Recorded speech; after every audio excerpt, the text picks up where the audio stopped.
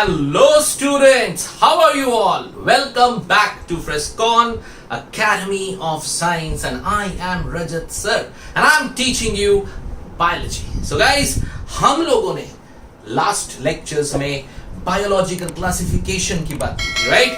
So आज हम उसी chapter को आगे लेके जाएंगे. The most interesting chapter, the beautiful chapter, because it is talking about our beautiful nature. Yes, हमने देखा लास्ट दो लेक्चरों में किस तरह से इस दुनिया में जितने एनिमल्स हैं और जितने प्लांट्स हैं उन सब को अलग अलग तरह से क्लासिफाई किया गया है.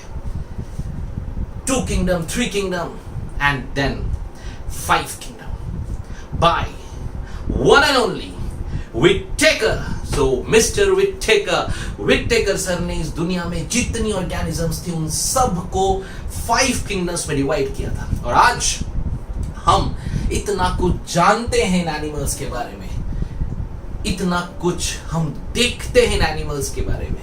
इन Discovery, in Nat Geo, everywhere you can see different types of animals, flora and fauna. और इन सब को पढ़ने के लिए हमें हेल्प किया the 5 kingdom classification bye Whittaker. और उन्होंने इस दुनिया के सारे ऑर्गेनिजम्स को 5 किंगडम में डिवाइड किया था. And what were those 5 kingdoms? Number 1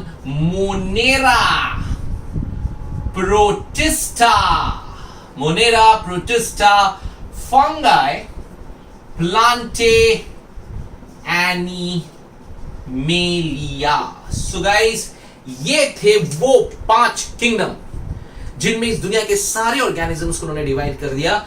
Monera, Protista, Fungi, Plantae, Animalia. We will go one by one और हर एक किंगडम के बारे में समझेंगे, जानेंगे कि इस किंगडम को बनाया गया, क्यों इनको अलग रखा गया एंड कौन से ऑर्गेनिजम्स है किन किन किंगडम्स में. एंड धीरे धीरे इस चैप्टर के खत्म होने के बाद ये चैप्टर, इसके बाद का चैप्टर, तो 3 चैप्टर्स, बिकॉज एक चैप्टर आपको बताएगा मोनेरा, प्रोटिस्टा, फंगाई के बारे में, एक पूरा चैप्टर आपको प्लांटे के बारे में बताएगा और एक पूरा चैप्टर आपको एनिमेलिया के बारे में बताएगा. तो जब ये सारे चैप्टर्स खत्म होंगे then you will know a lot about the different types of plants and animals you can see around. ठीक है, आप जब बाहर देखते हो तो आपको, अगर आपके आसपास कुछ नदी बह रहा है तो आपको व्हाइट कलर के बर्ड्स दिखते हैं. कौन है, किस ग्रुप में आते हैं, क्या कैरेक्टरिस्टिक है? अगर आप कहीं पे जू में जाते हो, आप राइनोसेरोस देखते हो, आप डिफरेंट टाइप्स ऑफ एनिमल्स देखते हो, इनके बारे में सारी इंफॉर्मेशन समझने के लिए ये 5 किंगडम पढ़ना बहुत जरूरी है. Starting from bacteria to human being. Evolution अपने आप हुआ है. प्रोटिस्टा, मोनेरा से शुरू हुआ. मोनेरा में आया बैक्टीरिया और वो बैक्टीरिया इवॉल्व होते होते होते आज एनिमेलिया का ह्यूमन बीइंग है, मैमेलिया है, मैमल्स है. We will study one by one and it will be very interesting. Trust me, बहुत मजा आएगा. Okay, so today we will start with the first kingdom which is kingdom Monera. और ये kingdom, ये जो group है, इस ग्रुप में कौन से एनिमल्स आते हैं? वो जिनको हम ऑलरेडी पढ़ चुके हैं in a chapter called cell, the basic unit of life. Yes, इसमें कौन आता है? इसमें आते हैं प्रोकैरियोट्स. याद आया? प्रोकैरियोटिक ऑर्गेनिजम्स, यूकैरियोटिक ऑर्गेनिजम्स याद आ गए. प्रोकैरियोट्स में बैक्टीरिया आते थे. यस, तो जितने प्रोकैरियोट्स हैं सारे प्रोकैरियोट्स को प्रोटिस्टा के अंदर डाला गया. प्रोकैरियोट्स के बाद उसके अंदर यू हैव माइकोप्लाज्मा. ये शायद आपको थोड़ा सुना हुआ लग रहा है. माइकोप्लाज्मा, बैक्टीरिया, फिर एक्टिनोमाइसीटीज. Mycoplasma, bacteria, actinomycetes, and definitely the blue-green algae, cyanobacteria. So ये basically organisms है जो मोनेरा के अंदर पढ़े जाएंगे. Okay, so Monera includes all prokaryotes, which includes mycoplasma, bacteria, actinomycetes, cyanobacteria, all these organisms. Okay, so today we will study general character or characteristics about Monera, about prokaryotes. काफी कुछ आपको पता है क्योंकि मोनेरा प्रोकैरियोटिक के बारे में हमने बहुत अच्छे से पढ़ा है. तो बहुत सारी चीजें आपको पता है, एक काइंड ऑफ रिवीजन भी हो जाएगा, पर कुछ इंपॉर्टेंट चीजें जो आपको नहीं पता वो हम यहाँ पे डिस्कस करेंगे। So guys, let's start Monera. चलो मोनेरा, तो सबसे पहली बात बैक्टीरिया है। ओके, तो सबसे पहले जब हम इसकी मॉर्फोलॉजी को देखते हैं, बैक्टीरिया के मॉर्फोलॉजी को देखते हैं, तो यार तुम्हें पता है, फटाफट देखो, शेप की बात करेंगे तो ऑलरेडी हमने पढ़ा हुआ है शेप में, बैक्टीरिया के शेप में डिफरेंट टाइप के शेप्स थे, याद आया? Yes, so spherical, yes spherical, and then rod shape, याद आ रहा है? स्फेरिकल, रॉड शेप, देन था कॉमा, ठीक है, spherical shape, rod shape, comma shape, and definitely तुम्हें एक और याद आ रहा होगा, spiral shape. Spherical, rod, comma, spiral. Spherical का नाम याद है? Yes, come on, spherical was coccus, rod bacillus, comma vibrio, spiral spirillum. So you can see different shapes, तो ये हम पढ़ चुके हैं फटाफट एक बार, ठीक है? So different shapes, तो सबसे पहले हम जब किसी ग्रुप की बात कर रहे हैं, मोनेरा में सारे बैक्टीरियाज आते हैं और प्रोकैरियोट्स आते हैं, इनका जो सोल मेंबर है वो सबसे ज्यादा हर जगह फैला हुआ है। Anywhere you go from 1100 degree Celsius to normal 37 degree Celsius, हर जगह आपको बैक्टीरिया जरूर मिलेंगे, because they are the widely spread microorganisms जो हर जगह है।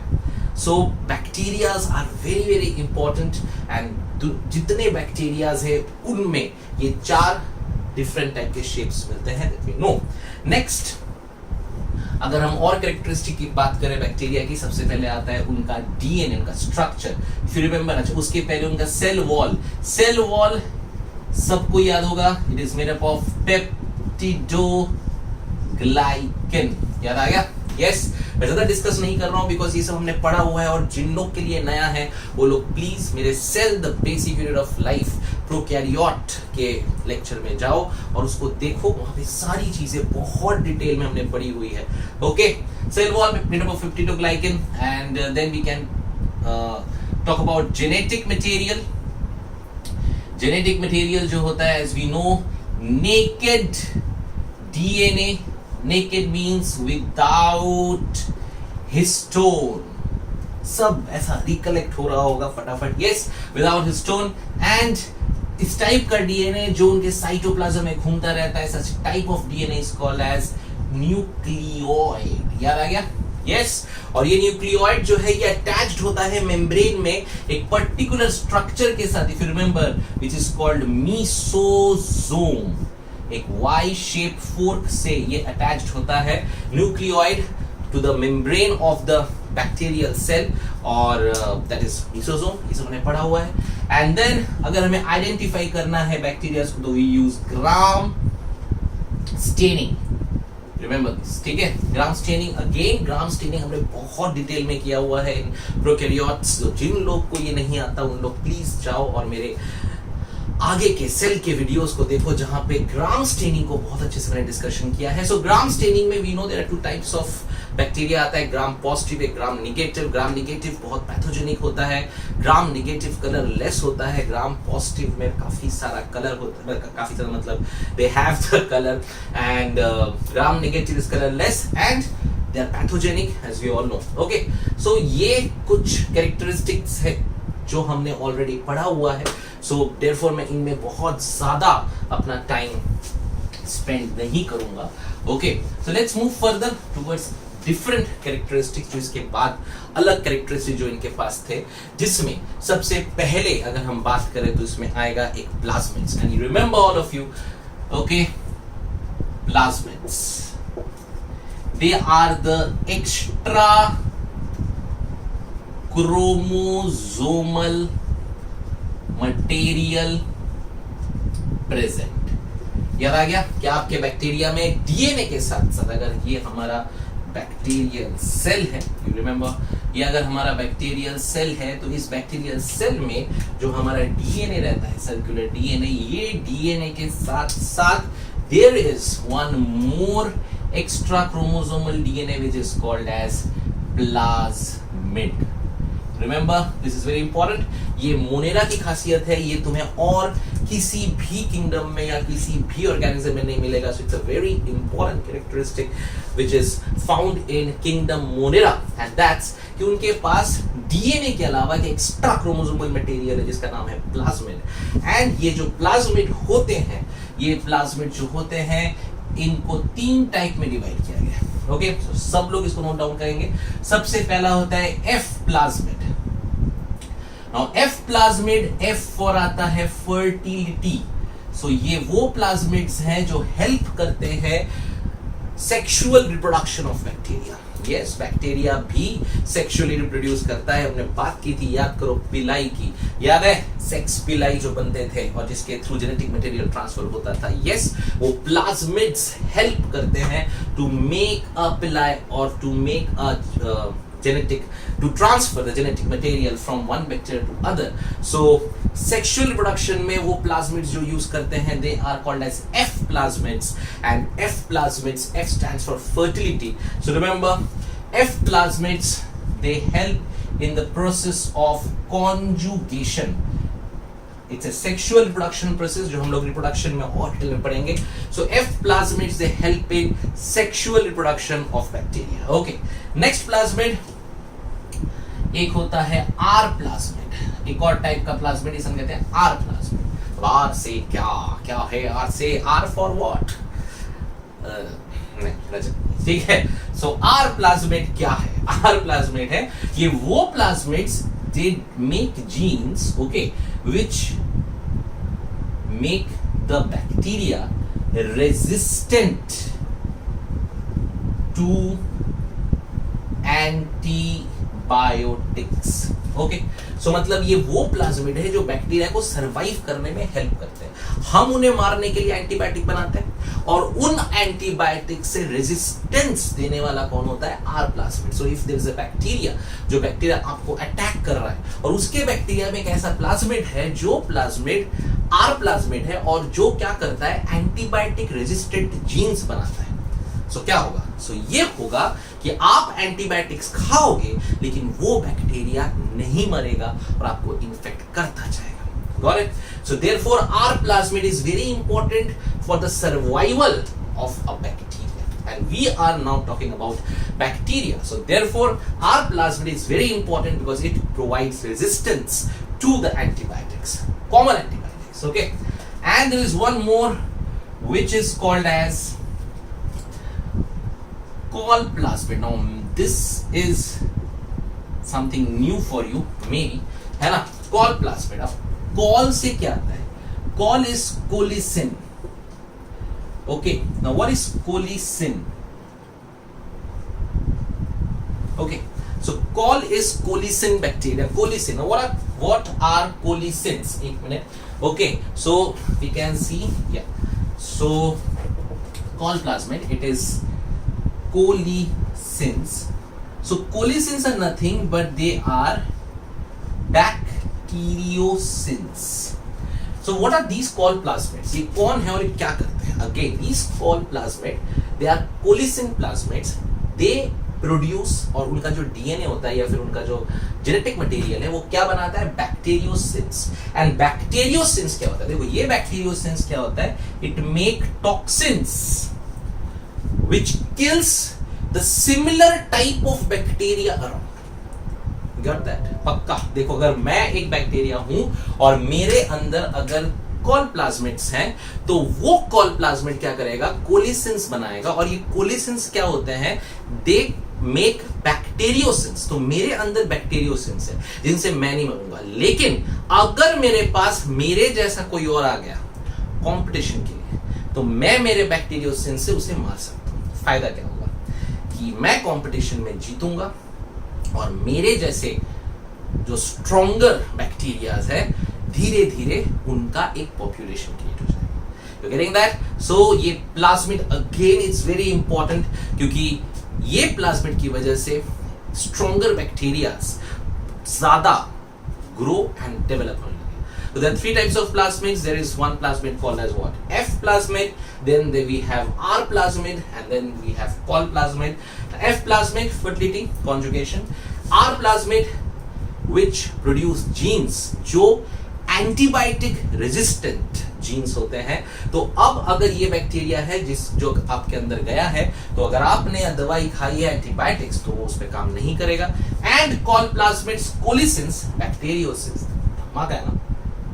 सोचो हमारे पास होता तो सच में कोई मुझे मारना है, मैंने कोलिसेंस छोड़ दिया, मर गया. ठीक है, तो बैक्टीरिया एग्जैक्टली यही करते हैं. Okay, so they have call plasmids जिनके पास कोलिसेंस होता है, और वो कोलिसेंस जो है वो एक टाइप का बैक्टीरियोसेंस होता है जो टॉक्सिन बनाता है. वो टॉक्सिन से वो अपने सिमिलर टाइप ऑफ बैक्टीरियाज को मार सकते हैं. ऐसा ईस्ट में भी होता है, हम पढ़ेंगे आगे, दूसरे ऑर्गेनिजम्स में भी होता है, because it helps them to survive. And ये एवोल्यूशन में बहुत इंपॉर्टेंट है, because survival of the fittest, जो कि द ग्रेट डार्विन सर हमें बोल के गए. Okay, so this is all about plasmids. Now plasmids बहुत important होता है. ठीक है, now we come to reproduction. Okay, so the next characteristic we will talk about is reproduction in bacteria. ठीक है, so there are two types, as we all know. One is asexual. Asexual, definitely. Asexual में सबसे पहले और सबसे आसान और सबसे फास्ट होने वाला number one is binary fission. So binary fission is one of the most fastest way to reproduce. और fastest से जो help होता है वो ये होता है कि वो बहुत जल्द अपना population फैला देता है.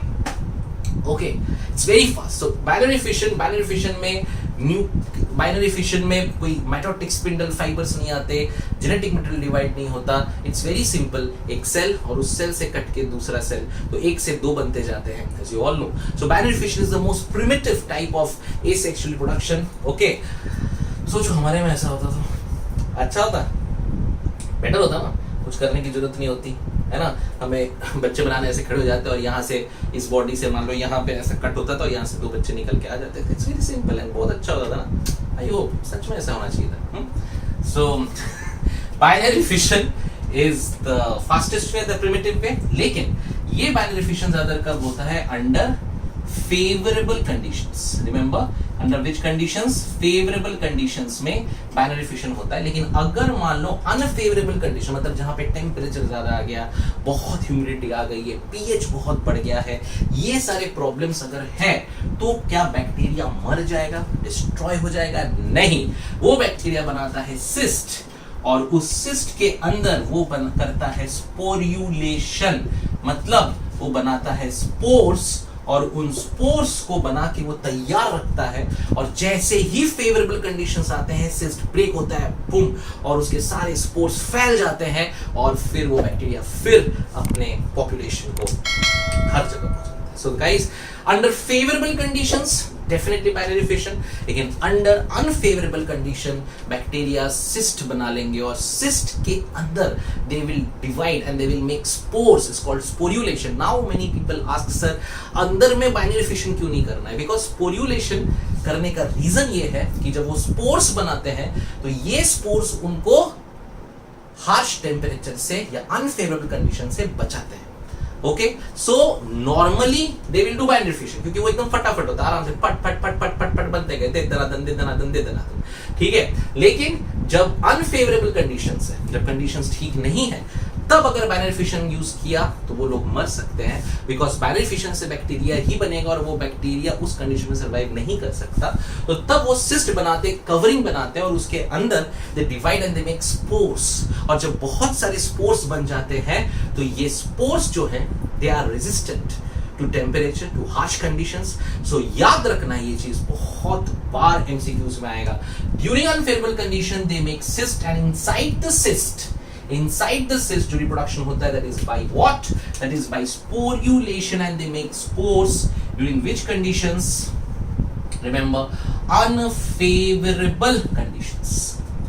Now the third and the most important ये भी एक टाइप का अनफेवरेबल कंडीशन में है जहां पे वो स्पेशल स्पोर्स बनाते हैं called endospores. Now these are very special pores because they can survive in harsh extreme unfavorable conditions. बहुत ज्यादा कंडीशन खतरनाक है, खराब है, तब भी ये एंडोस्पोर जिंदा रहते हैं because ये endospores they can survive up to 1100 degree Celsius. Can you imagine? हमारा हाथ जल जाए, हम जल जाए, लेकिन ये रह जाए. So 1100 डिग्री सेल्सियस में they can survive by making endospores. और ये endospores जो है वो high harsh humidity, pH, rain, जितना भी खतरनाक फिजिकल कंडीशन दे दो, it will survive. So endospores again during which conditions? Unfavorable conditions. और ये खासा देखा जाता है if अगर हमें ये एंडोस्पोर्स कौन बनाता है, कुछ बैक्टीरिया का नाम पूछेगा तो आपको एक याद रखना है, bacillus anthracis. Bacillus anthracis, remember bacillus anthracis. Bacillus anthracis is one of those bacteria जो कि एंडोस्पोर्स बनाता है. So bacillus anthracis is one of those bacteria जो एंडोस्पोर्स बनाता है. And there is one more जो कि बोट्यूलिज्म या बोटुलिज्म तुमने सुना होगा, सॉरी टिटेनस तुमने सुना होगा. So clostridium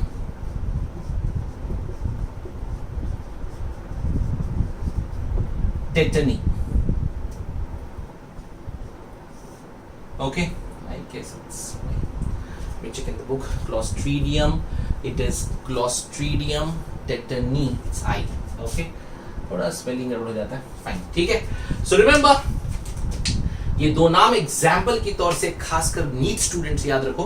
bacillus anthracis and Clostridium tetani, ये वो हैं जो लोग एंडोस्पोर बनाते हैं and they are highly resistant to any harsh condition present in the environment. So ये है asexual reproduction जो आपको अच्छे से याद रखना है.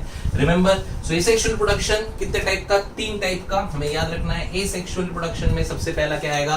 normal binary fission. नेक्स्ट होएगा जब अनफेवरेबल कंडीशन होगा तो वो सिस्ट बना के अंदर स्पोर्स बनाएंगे. एंड द थर्ड जहां पे क्या होगा कि what will happen कि under extreme unfavorable conditions they will make endospores. और example के लिए bacillus anthracis and and clostridium tetani. ये दो organisms का नाम याद रखना है. they make endospores and therefore these organisms can survive in harsh, in extreme, under high temperature conditions also. So next is sexual reproduction. So sexual reproduction में क्या क्या होता है आओ देखें. Number 1 is conjugation. Now as we know, ये हम पढ़ चुके हैं. So what is conjugation? Conjugation एक ऐसा सिस्टम है जहां पे ये अपना जेनेटिक मटेरियल दूसरे वाले बैक्टीरिया को देते हैं by attaching themselves. That's called conjugation. So remember, conjugation जो है याद रखो, conjugation किस टाइप का होता है हमने पढ़ा हुआ है कि इसमें एक बैक्टीरिया होगा और ये मान लो उसका डीएनए है और ये उसका प्लाज्मिड है. Okay, and there is another bacteria जो बाजू में है, उसके पास भी उसका डीएनए है और उसके पास भी उसका प्लाज्मिड है. सो एफ प्लाज्मिड हमने पढ़ा था क्या करता है, it helps in fertility, it helps in conjugation. So वो यहाँ से और यहाँ से एक डोनर जो है वो डोनर और रेसिपिएंट, ये डोनर रेसिपिएंट, तो वो वहां से एक ऐसा एक कनेक्शन बना देगा. सो दिस इज कॉन्जुगेशन जहां से ये जेनेटिक मटेरियल उनके पास चला जाएगा. Fine. So guys, very important, conjugation में कभी भी आपको आएगा बैक्टीरिया में it's a sexual reproduction because वो कनेक्ट हो रहा है एक दूसरे से and they transfer the genetic material. And conjugation में दो ऑर्गेनिजम्स का अटैचमेंट होना बहुत जरूरी है. दोनों एक दूसरे से कनेक्ट होने चाहिए, उनके बीच कनेक्शन होना चाहिए. सो गाइस, कॉन्जुगेशन ये दिया था पहली बार, बताया था हमको mister Lederberg and tattoo. So note it down. This is one of the most favorite question of Monera ये सेक्सुअल रिप्रोडक्शन मोनेरा में सबसे पहले कॉन्जुगेशन के थ्रू, कॉन्जुगेशन मतलब अटैचमेंट, जहां पे हम एक कनेक्शन बनाते हैं, इसी को हम लोग सेक्सपिलाई बोलते हैं, सुना हुआ है। ये एफ प्लाज्मिड्स होते हैं जो हेल्प करते हैं इसके लिए। एंड ये सबसे पहले मैं बताने वाले थे the great Lederberg and Tatum जिन्होंने काम किया था sexual reproduction of bacteria. Okay, तो let's move to the second one is called transformation. Now what is this? Transformation, conjugation सबसे ज्यादा कॉमन है, सबसे ज्यादा बैक्टीरिया से पाया जाता है, बट ट्रांसफॉर्मेशन भी होता है। What is transformation? ट्रांसफॉर्मेशन में ये बैक्टीरिया हुआ, ये उसका डीएनए जेनेटिक मटेरियल, और यहां मान लो उसके पास इट हैज अ प्लाज्मिड, लेकिन बाहर एनवायरनमेंट में there is a DNA. Got it? So in transformation what will happen, this bacteria will take this DNA inside. Okay, so इसमें कोई एजेंट नहीं है, इसमें कोई भी ऐसा कनेक्शन नहीं है, कुछ नहीं है। अगर मैं एक बैक्टीरिया हूं जो ट्रांसफॉर्मेशन करने वाला है, तो उसके आसपास एक डीएनए आया, और वो डीएनए अगर मेरे सेल के साथ कॉम्पिटेंट है, ठीक है, तो वो एक फॉरेन चीज डीएनए है, मैं वो डीएनए अंदर ले लूंगा और वो अंदर जाएगा, और जाने के बाद अगर मेरे सेल के लिए वो कॉम्पिटेंट नहीं है तो मेरा सेल उसको मार देगा, और अगर कॉम्पिटेंट है तो उसको रख लेगा। That's called transformation. और ये हमको बताया था किसने? हमको बताया था Griffith. Remember this name. Okay, so transformation clear हुआ? What is transformation? So what is transformation? Transformation is what? Taking a foreign DNA which is competent to the cell without any means, without any agent, without anything. Got it?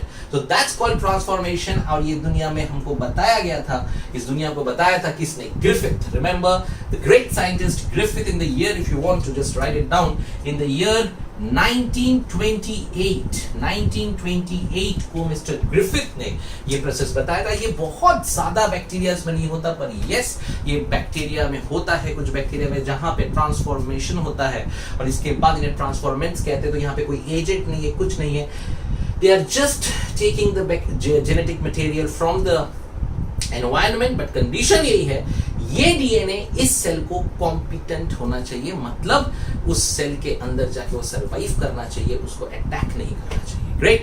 And the third one which is called as transduction. Now what is transduction? यहां पर भी DNA लेंगे, लेकिन अब हमें एक agent चाहिए, एक वायरस, बैक्टीरियोफेज हम इसे कहते हैं। तो यहां पे ये हमारा बैक्टीरिया होता है, और ये है एक बैक्टीरियोफेज। आपने ये देखा होगा, ये बैक्टीरियोफेज है which is a virus. Bacteriophage is a virus which attacks a bacteria. So just remember this. Bacteriophage is a virus which attacks a bacteria. So यहाँ पे क्या होगा? यहाँ पे it has its own DNA, no problem, and then it has its plasmid and everything. ये क्या करता है? बैक्टीरियोफेज आता है और यहाँ पे एक होल क्रिएट करता है, और अपना ये जो डीएनए है, ये डीएनए अंदर दे देता है, right? So when this DNA go inside, now this is the new DNA, this DNA makes the new copies of bacteriophage. तो धीरे धीरे उस एक डीएनए से इतने सारे नए नए वायरस बन जाते हैं, and then in the next step ये सारे वायरस एक्सप्लोड होके बाहर आ जाते हैं, और ये सेल डिस्ट्रॉय हो जाता है, और ये वायरसेस फिर एक एक सेल में जाते हैं और भी सेम मैकेनिज्म करते हैं, और इस तरह से ये वायरस पूरे बॉडी में फैल जाता है और इन्फेक्शन कॉज करता है। Okay, so this is also a way, it's called transduction. Remember, so what is transduction? जहां पे the bacteria will take genetic material, okay, with the help of an agent, and this agent is called as vector. Vector is anything which can transfer a genetic material from one body to another. So it's transferring, so therefore it's called a vector. It's called a bacteriophage vector, और इस bacteriophage vector एक ऐसा virus होता है जो bacteria को attack करता है। ओके, ये दिखने को ऐसा लग रहा है, पर इसको इंसानों ने बहुत यूज किया है इन बायोटेक्नोलॉजी। जब हम पढ़ेंगे मैं आपको बताऊंगा बायोटेक्नोलॉजी में कितना दिमाग यूज करके हम इस चीज को यूज करते हैं to cure our own diseases. ठीक है, So transduction is this, transformation is this, and conjugation is this. And transduction जो है ये दिया था, transduction जो हमें दिया था ये हमें बताया था जिंडर. रिमेंबर, ट्रांसडक्शन हमें देने वाले इंसान का नाम था Zinder and Lederberg in Salmonella. We all know this organism, right? Salmonella typhimurium.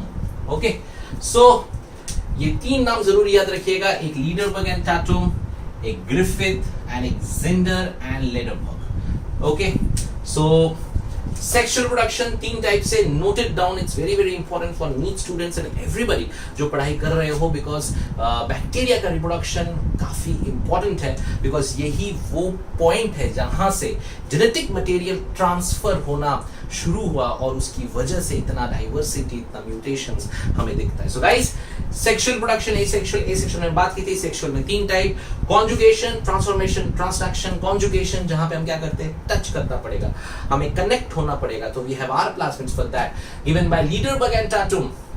Transformation जहां पे कोई एजेंट नहीं है, कुछ नहीं है, एक फॉरेन डीएनए एनवायरनमेंट में है जो उस बैक्टीरिया के अंदर चला जाएगा अगर वो बैक्टीरिया उस डीएनए के लिए कॉम्पिटेंट होगा.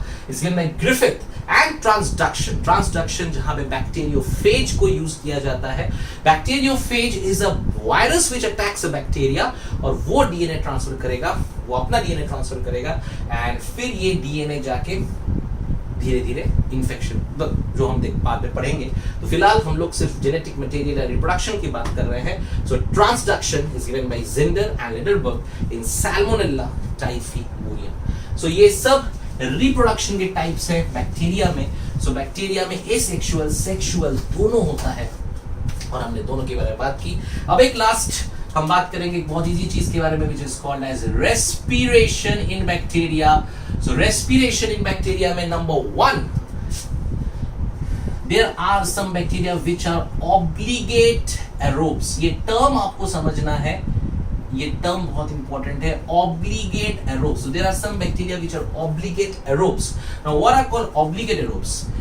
Those bacteria which can survive only in aerobic condition. So remember this, it's very very important. Okay, obligate मतलब जबरदस्ती. So obligate aerobes वो बैक्टीरियाज होते हैं जो सिर्फ एरोबिक कंडीशन में ही सरवाइव कर सकते हैं, अगर ऑक्सीजन नहीं मिला तो वो मर जाएंगे. They are called obligate aerobes. And इन्हीं का दूसरा टाइप होता है facultative aerobes. Now please understand, when I say facultative aerobes, aerobic bacteria, so they are those bacteria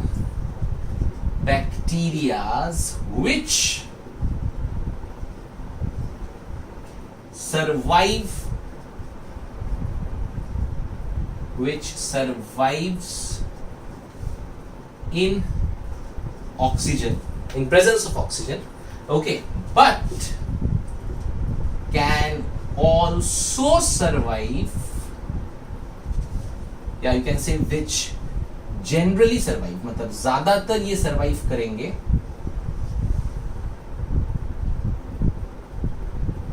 in oxygen, but they can also survive in deficiency of oxygen. So concept clear हुआ? What is obligate aerobes? जो oxygen नहीं है तो मर जाएंगे.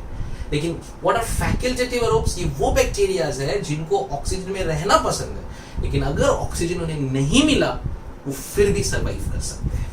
Therefore they are called as facultative aerobes. So we have obligate aerobes and we have facultative aerobes. Similarly we have, note down कर लिया, जरूर याद रखो, व्हाट इज ऑब्लिगेट? वो एरोबिक ऑर्गेनिजम्स या वो एरोब्स या फिर वो बैक्टीरियाज जो एरोबिक कंडीशन में ही जिंदा रह सकते हैं, that is in the presence of oxygen. और what are facultative aerobes? They are those bacteria जो नॉर्मली जनरली ऑक्सीजन में सरवाइव करते हैं, लेकिन अगर ऑक्सीजन हटा दिया जाए तो फिर भी वो सर्वाइव कर सकते हैं, तो they are called facultative, and जो सिर्फ ऑक्सीजन में है they are called as obligate. So please note it down, it's very very important.